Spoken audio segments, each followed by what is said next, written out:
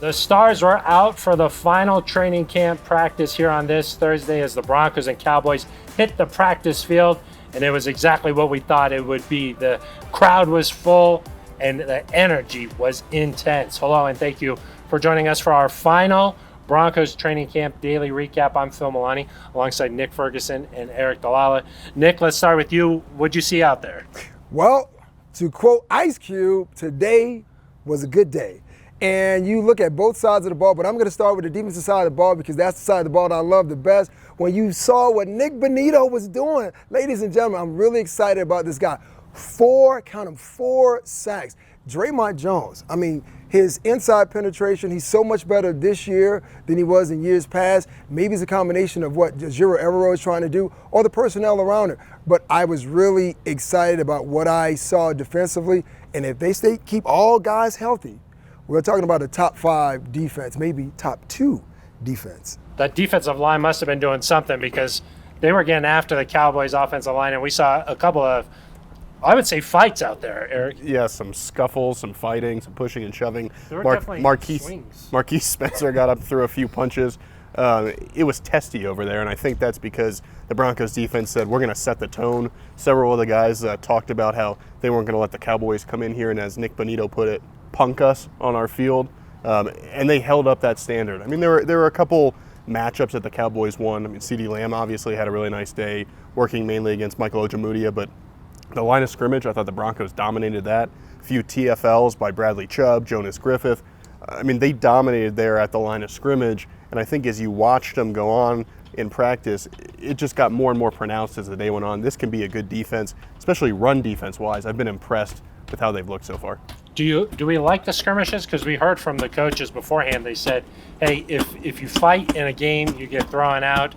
That wasn't necessarily the case out here today. No, it wasn't necessarily the case in the game. You actually get thrown out. But there's a little part of me as a coach and a player that you like to see these little skirmishes, I believe you call them. Yeah, these are certain things you want to see because you want to know that your team is engaged, they're fired up.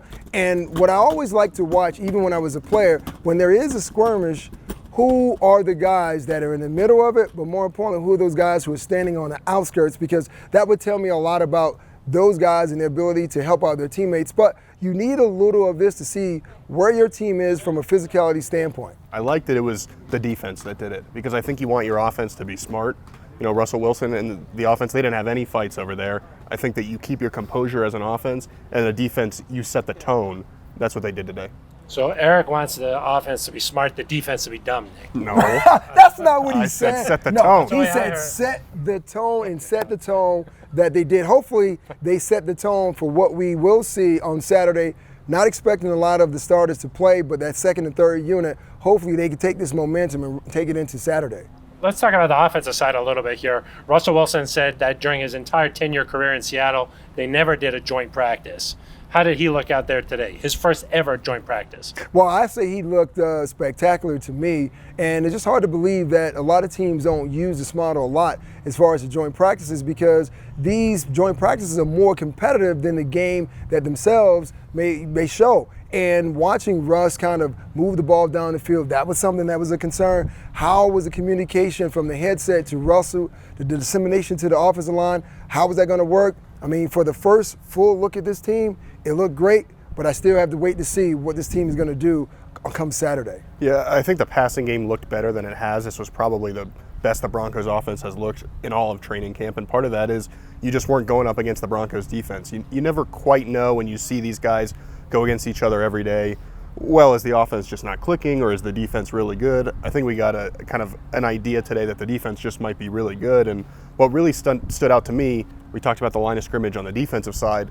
The offensive line, I thought, for the Broncos, for as many concerns as there might be, they played really well today. The running game got going. Javonte Williams broke a few runs. And then pass protection, Micah Parsons had some good rushes. There were a couple maybe potential sacks there for him. But for the most part, the offensive line stood up well. They did their job. I feel a lot more confident about where things stand at the point of attack. Yeah, that was an area that we wanted to focus, how a guy like Micah Parsons would impact this practice.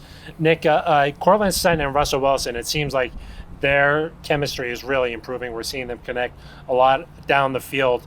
We even heard Nathaniel Hackett say sometimes it seems like Sutton is not quite open, but if you throw it to him, he'll go up and get it. Well, that's one important thing about having a big body wide receiver. I played with a guy who was a big body wide receiver, Andre Johnson in Houston, and the whole thing was even when he's covered, he is still open. And I can say the same thing about Cortland because all you have to do is throw it up. And Russell Wilson is one of the better deep throwers in the NFL. So we're going to see a lot of teams play more tight coverage with Cortland, but I have confidence and faith that he's going to come up with those 50-50 balls. Andre Johnson threw a few punches back in his day. Cortland Finnegan, they get after it a little bit.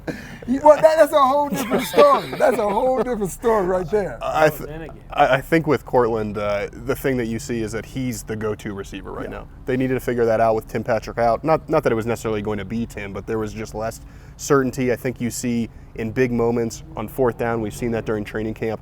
Russ looks to Cortland Sutton, and he's a sure-handed guy, especially when it's a 50-50 ball. He's going to go up and make that play. He did that today. And as we wind things down here, 3 weeks of training camp coming to a close here today. Still 4 weeks to go before that first real game. Was this a productive training camp for this Broncos squad? Yeah, very productive. New coaching staff, new ownership, new quarterback. And we wanted to see, how quickly was this team going to come together and galvanize? It's not a finished product. If you talk to Coach Hackett, he would definitely tell you that. But you have to like the pieces that they have and how they look thus far.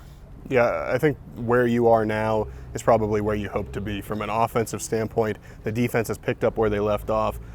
I think they're in a really good spot where in a few weeks they're going to be ready to go to Seattle and hopefully start the season off with a win. Yeah, a great practice here to wrap things up on this Thursday. And really, other than that Tim Patrick injury, a really successful camp here for the Denver Broncos. Okay, hopefully you've enjoyed these daily recaps. The idea was if you miss camp, this is the info. Nick and Eric are bringing you the info, so hopefully the info. Yeah, the info. Well, they do call it entertainment, so it's infotainment that we give you. You said you were feeling like Ice Cube today. So yes, that's Ice Cube. For one last time, that's going to do it for us. For Aric DiLalla and Nick Ferguson, I'm Phil Milani.